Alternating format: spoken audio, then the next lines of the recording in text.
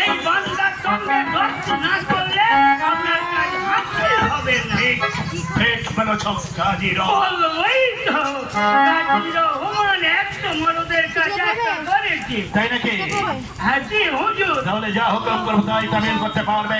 টাকা চড়ালেই পারবো। টাকা?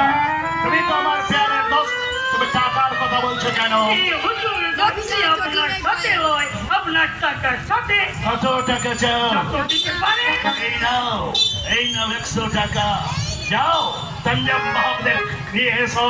একটা নামে চলে হুজুর কি শ্বশুর বাড়ি যাবেন? না, রাজবাহাকে তঞ্জামে করে আমি ইরাবতীকে নিয়ে মুর্শিদাবাদে যাবো। হ্যাঁ, শোনো, ইরাবতীর বাড়িটা কোনটা জানো?